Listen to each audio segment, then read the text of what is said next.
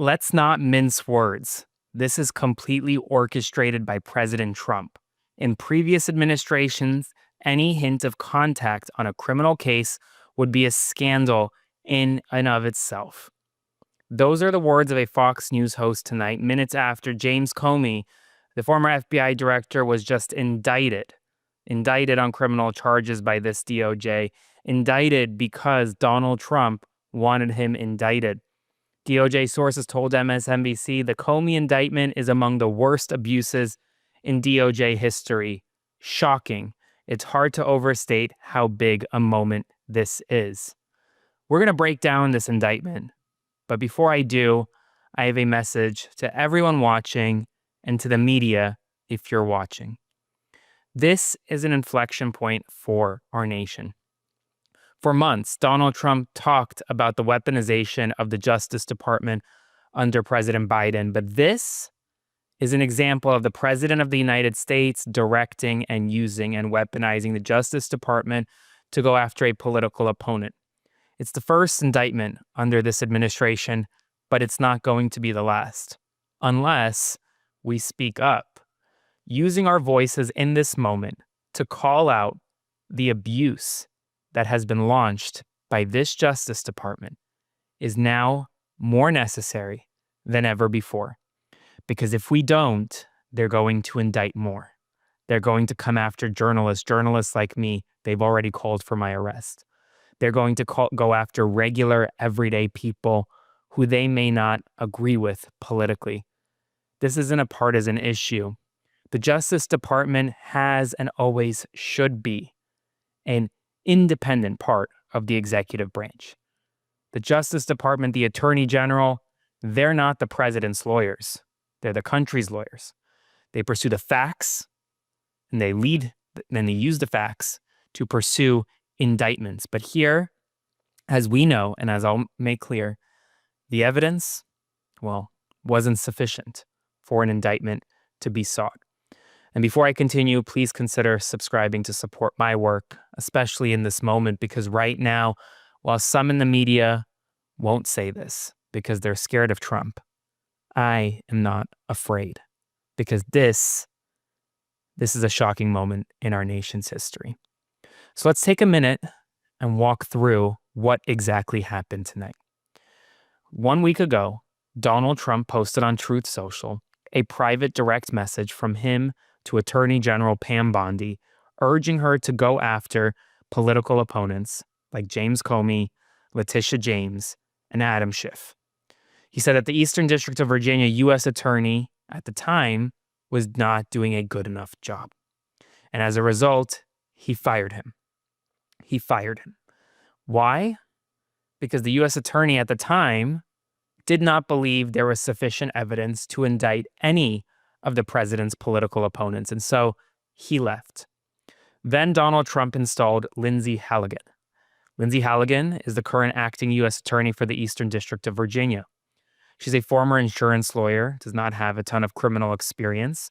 She served as Donald Trump's personal attorney in the Jack Smith matters in Florida, was not the lead attorney, was one of the attorneys on the case. She was installed as acting U.S. Attorney of Eastern District of Virginia.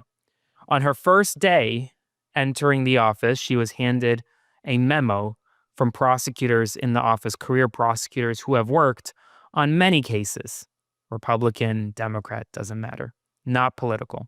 She was handed this memo that said, "Ma'am, we don't believe that there is enough evidence to secure an indictment, let alone securing a guilty result at trial." And despite that, despite Pam Bondi herself being nervous and kind of wary about seeking this indictment, Lindsay Halligan has sought and secured an indictment. It's a 2-count indictment. The first count is for making a false statement in front of Congress. The second count is for obstruction of justice. 2 counts. If convicted, Comey faces the possibility of up to 5 years in federal prison. He will not get 5 years in federal prison, even if he is convicted. The 2 counts were in the Eastern District of Virginia. Now, there is an issue here. There is an issue here. The false statement and the obstruction related to his testimony in front of Congress. Congress is located in Washington, D.C., not in Virginia. And so the Department of Justice from the beginning has a venue issue here. How can you seek to charge someone in Virginia when the crime that was charged happened in D.C.? So that's going to be issue number one when they get in front of a judge. Issue number two, well, do they have the evidence to sustain the indictment? To get an indictment is easy. Prosecutors can indict a ham sandwich. All you need to show is that probable cause exists that a crime was committed. But to sustain that indictment, well, you need to get beyond a reasonable doubt. That is a very high bar. And I guarantee you Comey's attorneys are going to be armed with evidence to rebut the allegations in this indictment. Now, we learned tonight that the grand jury actually failed to return an indictment on one of the 3 counts sought by prosecutors. They sought to charge Comey with 3 charges. The grand jury only returned 2. And meanwhile, the Comey case has, at least for now, been assigned to Judge Michael Nachmanoff, who's an appointee of none other than President Biden.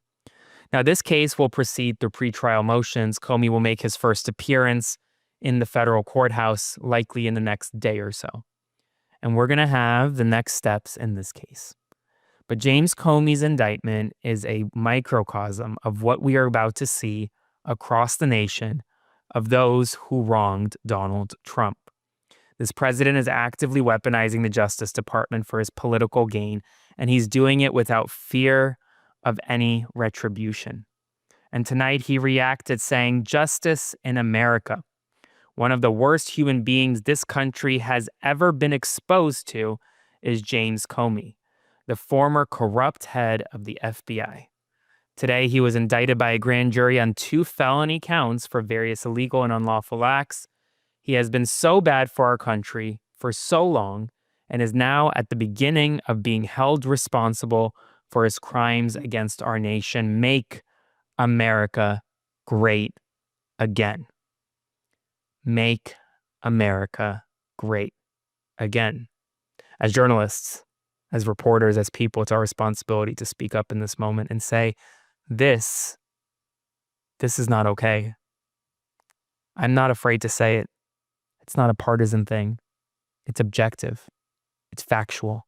And it's exactly what people inside the Department of Justice are saying tonight. Stay tuned for more. Hey folks, Aaron Parnas here. Thank you so much for watching The Parnas Perspective. Please consider subscribing to support our work as we grow this independent news media entity into something that rivals mainstream every single day. Thanks so much, and I'll see you soon.